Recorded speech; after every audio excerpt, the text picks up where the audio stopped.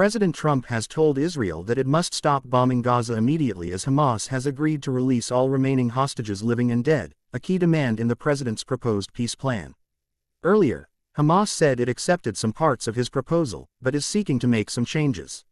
It made no mention of a key demand of the plan that it agrees to its disarmament and to playing no further role in the governance of Gaza. Reports in the Israeli media quoting a statement from the Prime Minister's office say that the government is getting ready for the release of the remaining hostages. And North America correspondent Peter Bowes has the latest. Fresh momentum for peace in Gaza. Hurdles remain, but Hamas and President Trump appear to be moving towards common ground. In a flurry of back-and-forth statements, Hamas said it was ready to accept the U.S. plan for Gaza, with some points still up for negotiation. Crucially, the group said it would release all the remaining Israeli hostages, both living and dead, and it would agree to future administration of the Gaza Strip by a Palestinian body of independents or technocrats, as outlined in Donald Trump's proposal. This is a big day. We'll see how it all turns out. We have to get the final word down in concrete. Very importantly, I look forward to having the hostages come home to their parents and having some of the hostages.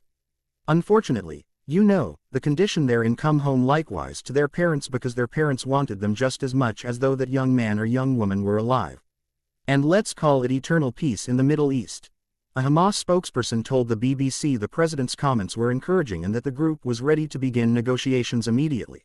Hours earlier, there was a very different tone from Donald Trump telling Hamas all hell would break out if it failed to reach an agreement by Sunday night. But events moved quickly with Gaza now apparently on the brink of a major breakthrough.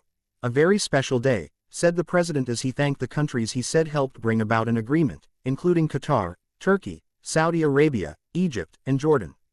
Everybody was unified in wanting this war to end and seeing peace in the Middle East, and we're very close to achieving that. Thank you all and everybody will be treated fairly. There is a palpable sense of progress. Sake Starma said President Trump's efforts had brought us closer to peace than ever before.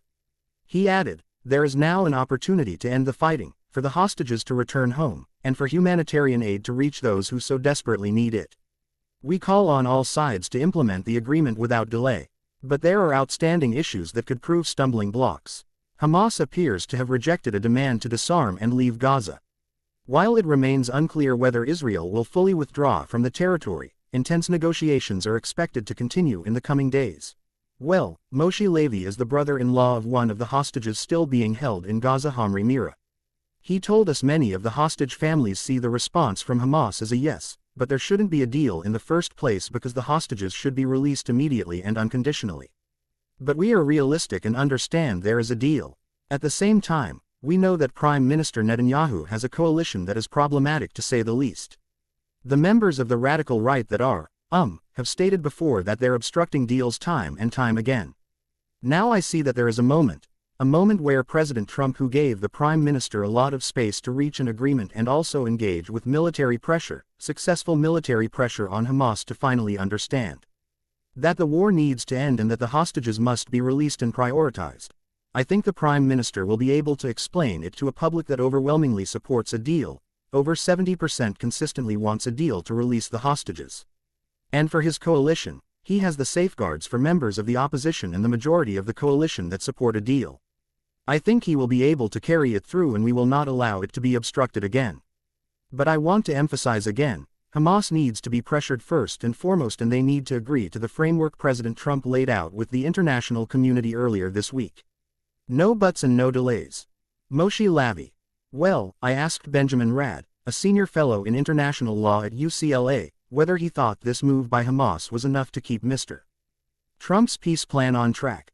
The more that time passes and this sinks in and we hear clarification from Hamas, the less it seems we have cause to celebrate, though there is reason to be optimistic.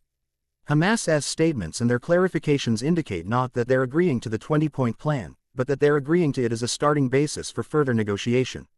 Again, this is what scuttled previous ceasefire talks going way back for over a year now, where there are parameters or frameworks that are agreed upon, but then when they get into the negotiations in greater detail, we see it fall apart. This to me sounds awfully familiar to those prior negotiations. The difference is the pressure now on both parties is higher than it's been before, given President Trump's credibility on the line and the international community and the Arab states supporting it. So the pressure is there, but the language seems awfully familiar to what we've heard before. Yeah. President Trump saying he believes Hamas is ready for a lasting peace. How much pressure will that now put on Benjamin Netanyahu to accept, especially when Hamas made no mention, as we've said, of disarming? Well, we are nearing almost the 2-year anniversary of the October 7th attacks, and I can imagine as a domestic public relations win, Netanyahu would love nothing more than to announce the deal is in effect or beginning on or around October 7th, which is coming up in a few days. So, I can imagine the pressure is fierce because right now it seems like the remaining hostages are within the grasp of their families to be brought back home to bring this resolution to an end. I can't see how he would be able to justify delaying and breaking their hearts even further on the basis of these disagreements. But again, understanding that these are Netanyahu's red lines. He's made them clear all along. Even if he does do that and within the rest of his government, it could mean that there is mass disagreement and it brings his government down. That, and it could further alienate and strain ties with the United States, particularly those in U.S. Congress, especially in the Democratic Party who have been traditional stalwarts and supporters.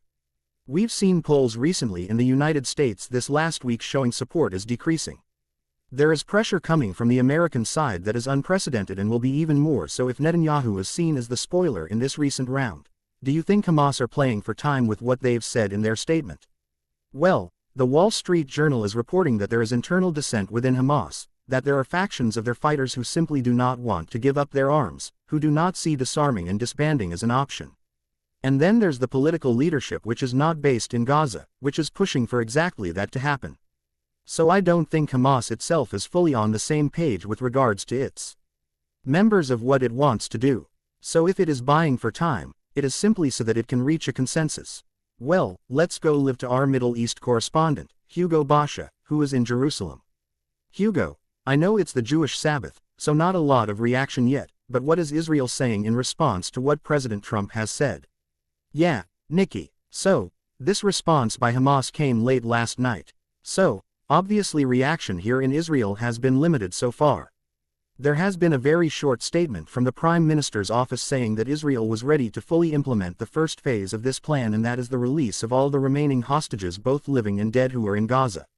So there hasn't been a lot of reaction in Israel yet following this reaction from Hamas, the response that Hamas gave to that 20-point plan that was announced by President Trump earlier this week. But obviously I think it puts pressure on the Israeli Prime Minister Benjamin Netanyahu. In the past, many including families of the hostages accused him of sabotaging efforts for a deal that could lead to the end of the war. And I think the response by President Trump following the statement released by Hamas is seen as President Trump embracing what Hamas has said and paving the way for negotiations to happen over the points of this peace plan that was put forward by the president. Yeah. On that, which parts are Hamas agreeing to and which ones are they not so happy with? Yeah. And we know that Hamas was under a lot of pressure to accept at least some points of this deal that was announced by President Trump. President Trump has been heavily involved in trying to see progress in these negotiations and see the end of the war in Gaza. So Hamas agreed that all hostages are going to be released immediately, both living and dead hostages, and also for a group of technocrats to take control of Gaza and govern Gaza.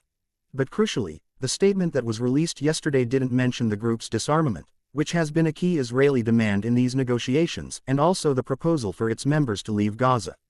So these are key points in this plan that have been essentially rejected by Hamas. So again, difficult negotiations lie ahead, but I think the reaction from President Trump yesterday embracing Hamas's response and essentially saying that the group is interested and ready for a lasting peace suggests that there will be a lot of pressure on both sides, on Hamas and also on Israel, to negotiate the terms for a plan that could lead to the end of the war in Gaza.